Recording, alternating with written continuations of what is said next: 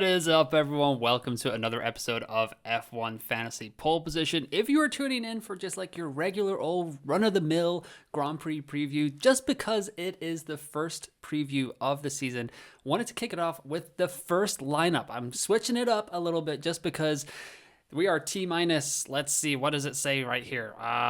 2 days, 17 hours, and 23 minutes away from lineup lock. So I want to get some of it out early, some of it out late. So there'll be a second team coming in at the end of the episode. Check the timestamps in the description below. And while you're here looking at this, join my league, the league code right above my head. It will be in the description below as well. But I want to get the first lineup out of the way because I know that's what everyone is here for. That's what I'm here for. I'm just trying to figure out what I'm going to do as my T1 team for the Global League. So this is what I went to bed with last night and kind of waking up the next morning feeling a little hazy. Could be better, could be worse. So George Russell, Esteban Ocon, Gabriel Bortoleto, Ollie Behrman, Nico Hülkenberg with Ferrari and Red Bull in the lineup here. As of right now, it is Wednesday, March 12th, around 12:38 Germany time. I am pretty set on having two of the top three constructors. And later in the episode, I'm going to get into why that gives us a maths problem. And we're going to have to figure that out. But kind of giving it a little bit of a way here. So Russell, Ocon, Bortoleto, Behrman, Hülkenberg. Yeah, it's not the sexiest lineup. It's not what you were like hoping to come here and see, maybe like with a Lando and a McLaren, but I can't see myself going that route. So right now, this is kind of where I'm at. I'm thinking about the pricing algorithm that's going to start coming into my head a little bit here over the next couple of days, because with Russell being above this assumed threshold of 20 million, he is not going to gain as much budget as an Antonelli or a Liam Lawson. But I really just need to see something from those two that kind of makes me think that they're going to do okay in Melbourne, where I could maybe take advantage of some of a pricing gap, get some budget there, hopefully keep going up, but we will see. So I don't like the double Sauber that I've got going on here.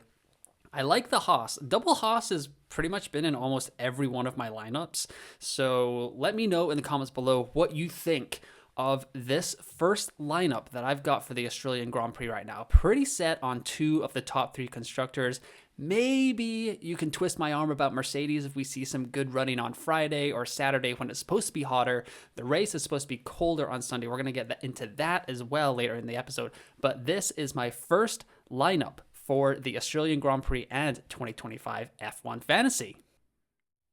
So that was a bit of a different intro than most race reviews that I have on F1 Fantasy Pole Position. If you're new around here, my name is Ewan. It is Wednesday, March 12th. We are counting down the hours at this point to the Australian Grand Prix. You can follow me on social medias at F1 Fantasy Ewan. And yeah, like the video, subscribe to the channel. Let's keep the community growing. And the previous slide was my league code. It's actually in the description below as well, along with the link. So if you want to join my F1 Fantasy League for the 2025 season, check that out. So it will be a little bit more of a traditional race review today, but pretty heavy on the lineups at the end. We're going to go into F1 Fantasy Tools because I know Ryder just posted a new sim, so we're going to go check that out at the end of the episode as well. But yeah, like I said, the deadline is up above there too. 5 a.m. UK time, 1 a.m. Eastern on Saturday, March 15th. I will be live for 2 hours before the deadline. 2 hours. That means I will be up at 3:30 a.m. Germany time, streaming from 4 to 6. I will have coffee. I will be trying not to tilt too much and make some last second insane decisions. So join me there Saturday morning, grab some coffee or finish off your adult beverage of choice, whatever you would like to do there. But Albert Park, 14 corners, 58 laps, 4 DRS zones because they're trying to increase the passing because it can get a little procession-y at times, and it's not a great overtaking track, so they've been doing what they can. First Grand Prix here was in 1996, and last year's winner was Carlos Sainz, because we all remember that Max Verstappen DNF'd with a brake failure. That's the second time he's DNF'd in the last 2 years. Don't think we can take anything from it, but just a fun fact to know, because Sky Sports, F1 TV, all that stuff will probably be peppering you with that. Like the last 2 times Max Verstappen has DNF'd, it's been in Melbourne. So is it going to make it 3 out of 3? I don't know. I don't think we can read too much into that. But that is the track at Albert Park. Going over to the Pirelli preview here. C3, C4, C5 are the tires for this weekend in Melbourne. As you can see from the circuit information over there, it's not too kind of drastic one way or the other. Most of the stuff is in the middle, so we shouldn't be expecting a huge outlier of a race, but it'll be interesting to see how teams set up on Friday and Saturday heading into Sunday's race. So that is the Pirelli preview there. The weather forecast for this weekend in Melbourne is pretty interesting. Friday is going to be your nice day to pick up some sunblock, some sunscreen, 75 degrees and sunny, but that'll be free practice 1, free practice 2. So we'll be watching for data that's coming out around hopefully like lunchtime Europe, because free practice 1 and free practice 2 will be overnight for us here. Saturday is going to be a hot one, 30 degrees Celsius, 86 degrees Fahrenheit, but it will be cloudy. So it'll be interesting to see how teams set up for qualifying, because on Sunday, it's getting a lot cooler and it's getting a lot more rain. 18 degrees Celsius, 65 degrees Fahrenheit with some light rain. So that's like a 20 degree Fahrenheit drop, 12 degrees Celsius drop as well. And as you can see here, this is from Google Weather. This is the timeline. So at the time of the race start on Sunday, it's going to be, they're predicting it to be 65 degrees Fahrenheit with some 50% precipitation. And then as you can see, yeah, the precipitation is climbing throughout the day and kind of peaking right when the race is supposed to happen. So will we get some wet weather racing? Say that 3 times fast. Remains to be seen. If it is cooler, we'll see how bullet-like the Silver Arrows are. Mercedes in 2024 at least were pretty good in cooler temperatures. So if they struggle on Saturday in qualifying and Sunday is supposed to be cooler, they are starting to be a little bit of an option for me as well. I'm still pretty set on 2 of the top 3 just long-term, because it gives me enough flexibility to still run them in China and then possibly activate my limitless chip if we want to go that route. But yeah, Mercedes could be a little bit of a silver bullet as the Silver Arrows for this weekend in Melbourne. Moving over here to some notable performances from the 2024 race. Carlos Sainz won the whole thing, but he's in a Williams now, so I don't think we'll be expecting him to go back-to-back. But Charles Leclerc was second in F1 Fantasy Points with 38 points and was worth 1.9 points per million. Max Verstappen here, negative 10 points, fell down 0.7. But that's not going to happen this year because we got the new pricing algorithm, which I'm not going to get into too much in this episode. If we get more info, get some more concrete details, I will put out a new video, but I'm probably just going to talk more about it on the deadline stream. So make sure to check me out there. Hamilton with a negative 19, also DNF there. And Aston Martin, 35 points here last year. That was actually their second highest result of the season in F1 Fantasy. They were worth 2.5 points per million, but just something to note from the 2024 races. All right, now we're getting into it. Maths problem, constructors. What are we going to do here? So on the screen right now, if you're listening on the audio side, I have a couple of tables here. We've got the 4 cheapest drivers, which are Gabriel Bortoleto, Isaac Hadjar, Nico Hülkenberg, and Ollie Bearman. Add those 4 up, they cost $25.3 million. And that's probably where you're going to have to go if you want to run some pretty expensive constructors, because McLaren plus Ferrari, that's going to be $57.1 million, which when you add the 4 cheapest drivers, that brings you to $82.4 million, which you can't afford any of the top 8 drivers on the grid because you have $17.6 million left. The cheapest one remaining is Liam Lawson at $18 million. So you cannot run that. You cannot have a top 4 team driver with McLaren and Ferrari, the 2 most expensive constructors, and the 4 cheapest assets. That is a no-go. They have nailed the pricing quite annoyingly, because maybe I would like to run Liam Lawson, but we'll see how it goes. So then, instead of McLaren and Ferrari, I wanted to check out what about McLaren and Red Bull, because Red Bull is less expensive than Ferrari this season. 4 cheapest drivers again, $25.3 million. McLaren plus Red Bull, $55.2 million. And that brings us to $80.5 million, which is just enough to run Kimi Antonelli or Liam Lawson in your lineup as 1 or 2 of the top 4 team drivers. Can't get Russell, can't get Piastri, can't get Hamilton, Leclerc, Verstappen, Norris. They are all out. So that kind of gives you an idea of where you're going. And I don't really mind McLaren Red Bull because I'm going to get into it in a couple of slides, but the getting two strong constructors is just like built into my brain right now for F1 fantasy. And we'll see what the sims say, but with the pit stop points, McLaren, Red Bull are just traditionally two of the best teams with pit stops. Like that adds a whole other thing. Like if they both come in with sub 2-second pit stops on Sunday, like that's 40 points. That's crazy. And with Antonelli and Lawson being in the B tier of the drivers, is what we're thinking right now. They only have 2 million, 1.6 million to go before they get to that next tier, the A tier, and start growing a little bit slower. And building budget is going to be pretty important. The theory going around the F1 Fantasy Tools Discord right now is it's going to be a little bit harder to gain budget. And actually, if you want to sign up for their premium product, f1fantasytools.com, you can use promo code UN50 for 50% off the first month. That is a dang good deal. I would highly recommend it. I'm on there all the time, always checking the team analyzer.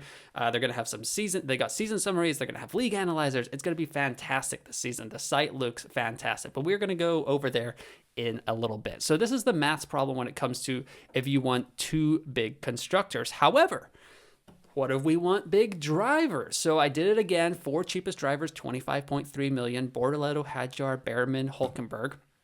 But then I gave us Norris at 29 million, and then McLaren at 30 million. That moves us all the way up to 84.3 million, which, if you've been following along, if you know all the prices off the top of your head like I do at this point, because I've just been reading them for the past 2 days, I guess, that only leaves us enough for Williams at 13.1 million. So do you really want to be running a McLaren Williams lineup? I'm not so sure. They didn't do too hot at pit stops last year as well.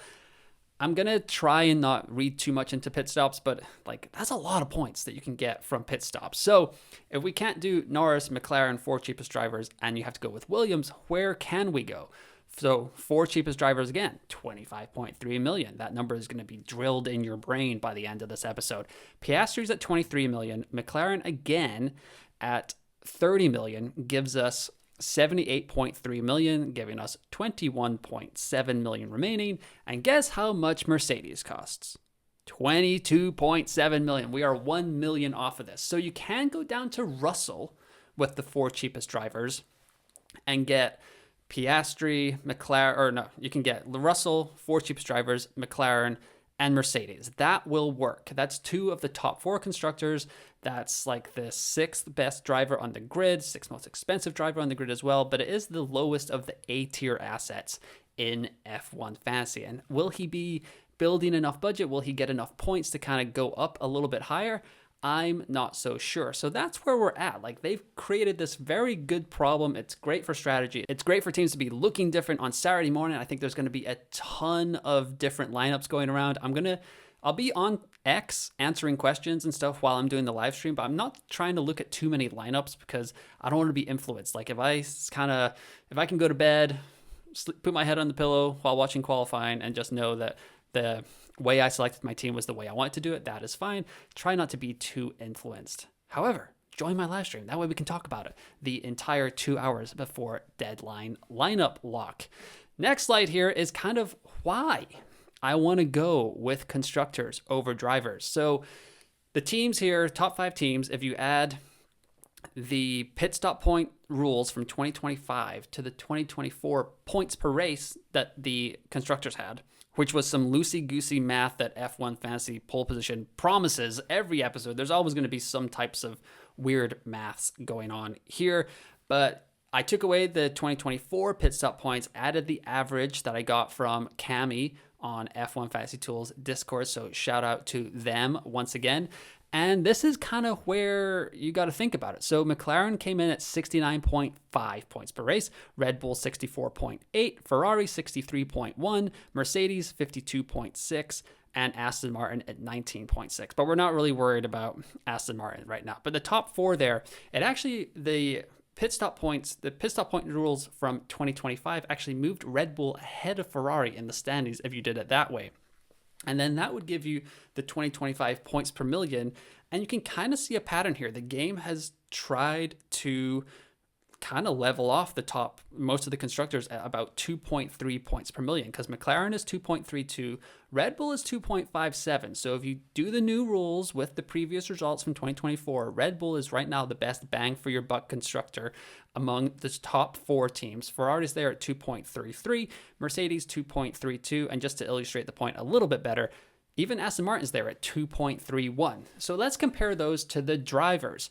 So Lando Norris came in as the most expensive driver this year, 29 million. He actually scored 29 points per race. So he is 1.00 points per million for the 2025 season. And you can just see how much more you can get for your money, because Verstappen here scored 31.4. He's worth 1.11 points per million. Charles Leclerc, 28.5 points per race in 2024. He's worth 1.1. Lewis Hamilton, 20.6 points, struggled in the Mercedes, did have a couple of high moments there, but 0.85 points per million. And Oscar Piastri here, 24.3 points per race, 1.06 points per million. So this is just kind of telling us that we need to go with the constructors for bang for your buck. I know it's hard to kind of gloss over the fact that you're going to be ignoring these drivers at the start of the season. It seems wrong to not have one of the top 5 drivers in your F1 fantasy lineup at the beginning of the season, but that is currently where I'm leaning. As you saw in the first lineup that I did at the top of the episode, I did have George Russell in there with Ferrari and Red Bull, I believe, because then I had some other Esteban Ocon and was kind of going about there a little bit. But this just needs to further kind of prove the point that getting 2 of those top 3 constructors seems like such good business in F1 fantasy for the 2025 season. So here we are with the lineups that I was talking about earlier. Let's check these out real quick. So this is what I had: Russell, Ocon, Bortoleto, Behrman, Hulkenberg, along with Ferrari and Red Bull Racing. If I can scroll down a little bit more. And like I said, I'll just show you what I was talking about with the loosey-goosey math I was doing there. So right now, that leaves us with 25.7 million. So even if you toss in the second cheapest asset, you got 19.5 million there. That leaves you with enough for Kimi Antonelli. Let's add you over there. And yeah, that's kind of where you're looking there. And I don't mind having 1.1 million left in the bank. It gives you a little bit of flexibility, gets you kind of a little bit of leeway to react to whatever the price changes seem to be after Australia. The advice that I would give to F1 fantasy managers is, while you do want to nail that first week, you want to have a good first race, the Australian Grand Prix, all that stuff, you want to be in the top 1,000 after one race, probably not going to happen. But if it is, great job by you. And just, you have the wild card. And if you are going into China next weekend when we're doing team selection videos, all that stuff, and you think you've just totally gotten this wrong, rip that wild card. Like, just, that's what the chip is there for. It's to totally fix your team. Now, personally, I will be doing a chip strategy guide next week before the Chinese Grand Prix, because it is our first sprint race of the weekend. Yes, that's right. The second race of the season is a sprint race. So that'll be lots of fun. But I'm hoping to save the wild card for after the Spanish Grand Prix, because there's a new technical directive coming in there about flexi wings, and it might shake up the grid a little bit. But don't overthink the first race of the season too much. You have the wild card. You'll have 2 free transfers heading into China. So if you have something in your gut that's telling you that's okay to do, go with that. I've already seen people are tweeting me on X at F1 Fantasy Ewan. They're saying what do you think of this lineup? And there's no top 4 team driver. They got Carlos Sainz, Pierre Gasly. We can go build that lineup over here with these guys. So you can get Sainz and Gasly. You got 0.8 left in the bank. So that can get you up to a Jack Doohan. If you want to go double Alpine, I've seen teams that only have Red Bull and they'll put in Alpine as their constructor, and they think that there's going to be good value there. Then they can get all the way up to a Charles and a Carlos and have a better 2-3 drivers rather than just like your back of the pack kind of thing. So there is so many different ways to play this game, especially at the beginning of the season. And with the wild card in your back pocket, you kind of have a safety net. So don't worry about it too much. And the rules have changed. Like, we are kind of entering uncharted territory. It looks like the pricing algorithm has been cracked, but until like those first race results come in and we see those first prices, we don't know for sure. So that is something that we need to keep in mind when we're building these teams. Don't overthink it too much. So what I'm doing is I think I'm going to try my best to get McLaren and Red Bull in there. It feels like a safety net kind of play. The pit stop points are huge. I think Red Bull is going to they've had 2 weeks to kind of sort out their issues. I don't anticipate any DNF problems from either of these teams. So that leaves me 44.8 million. And we've already gone over this. This is a Kimi Antonelli lineup. I might just have to look at who's going to be better between Antonelli and Lawson right now. It's risky going with Antonelli because he's a rookie going into his first race. However, fun fact is Liam Lawson is actually the only rookie on the grid that has not raced in Australia, because most of these other guys, Hadjar, Behrman, Antonelli, Bortoleto, they all raced in Australia last year in F2, but Liam Lawson has never done that. So if that's like kind of the coin flip, if you're between Antonelli versus Lawson, I don't really mind going with Antonelli. At least he has a little bit of experience on the track. But I've kind of built a couple of teams here, kind of talked about what we're doing here, but let's go check out F1 Fantasy Tools. All right, it is 1 p.m. in Germany. I'm pretty sure like in the last hour, Ryder has just put up new sims. As you can see here, new price system, beta. He's got a welcome back. He's got an equal points per million over here. But let's check out this new price system. So with 100 million, the sims are currently suggesting a Ferrari Mercedes build with Piastri, Behrman, Ocon, Bortoleto, and Duhan. I do love the double Haas lineup, so that is something I'm going to think about. And it's totally fine. F1 Fantasy gives you 3 teams. So if you don't really care about global prizes and you want to like run just a sim team for your third team, and then like your first team is like your heart team, your head team, and your sim team, whatever you want to do, like they give you that option. So it's not like all doom and gloom if you make a mistake with one of your teams, like in Fantasy Premier League, where like that's it. Like, that's your one team. You're locked in.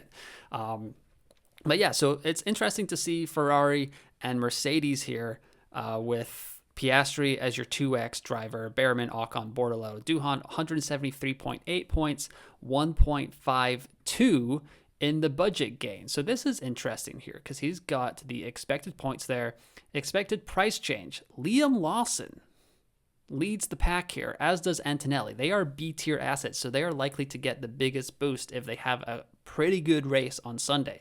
Another reason to kind of go there. The McLarens are next, Leclerc, Verstappen, Hamilton. But as you can see, as we move down a little bit more unsure of what's going on. Duhan, Stroll, Hülkenberg, Tsunoda, all expected to lose money as well. And if we go down here to the constructors, like I said, McLaren and Ferrari and Red Bull, 1, 2, 3. Mercedes is 13 points back of Red Bull at least. Williams there as well. But I think I just saw this out the corner of my eye. The 5th best lineup that Ryder has here is McLaren Williams with Norris. That is quite interesting. We talked about this a little bit in the maths problem section. So McLaren, Williams, Norris, Behrman, Ocon, Bortoleto, and Duhan. That is pretty tasty, 172.3 points. But let's just go to, let's see, if I build my team, I'm not entirely sure. Yeah, I got to log in. I will do that later. So if we do the team that I was building on the, where are we going here? Price. There we go. Perfect. So if we got Antonelli along with the 4 cheapest assets here with Behrman, Hülkenberg, Hadjar, and Bortoleto, along with McLaren and Red Bull. That gets us to 162 expected points, 98.9 million, 1.34 expected price rise. So 162.1, 1.34. Let's remember all of that. 162.1. And It's an 11-point difference. Not sure what I've done here. Oh, okay, here we go. I've kept Antonelli in. Okay, so there we go, 173.8. So 162.1 to 173.8 is 12 points, whatever. Pretty bad at maths. Yeah, so it's not all doom and gloom. And like we were saying, this is just the new price system from Ryder. So, but while we're over here, like I was saying, we've got this little promo code here for F1 Fantasy Tools, UN50. Look at this. Team Calculator, Live Scoring, Season Summary, Elite Data, Statistics, Team Analyzer, and League Analyzer, all coming soon. I'm pretty sure the Elite Data is part of the premium product, but Live Scoring, you can add in your teams with the premium product, so you can check it instantly. F1 Fantasy is supposed to kind of enhance their live scoring this season, but we will see. But yeah, Team Calculator, Live Scoring, like look at all this. This is like nothing, and you can get 50% off just to try it for the first month. There's, you can even skip the doubleheader, and then, or you can skip this week if you want. Start it on Monday, and that should get you 4 races, because there are 5 races in the first month or first 6 weeks of the season. So yeah, I'm looking at it right now. If you join on March 20th, you will get all the way through the Saudi Arabian Grand Prix. So you'll get 4 of the first 5 races for 50% off if you join F1 Fantasy Tools with the promo code UN50. That seems like a pretty good deal. Just give it a try. No harm, no foul. But that's kind of where we're at. F1 Fantasy Tools is a fantastic resource. I use them all the time. Seriously, I do. So I wouldn't really be recommending them if I didn't believe in them. So please check them out. They deserve a lot more plaudits in the F1 community. But that's going to do it from me for the Australian Grand Prix team selection preview episode. I will be back on Saturday for the deadline live stream. So join me there at 3 a.m. UK time, 4 a.m. Germany, 11 p.m. Eastern. I will be here, a cup of coffee. Maybe I'll have 2 cups of coffee going around. There'll be plenty of goings on there. If you've liked the episode, feel free to drop a like, hit the subscribe button. We are over 1,600 subscriptions now. So yeah, thank you to everyone that has been supporting the channel during the preseason. And leave me a comment with your kind of lineup decisions, what you're thinking ahead of Saturday. We can get into it as well. I will be very active on X, so you can follow me there at F1 Fantasy Ewan as well.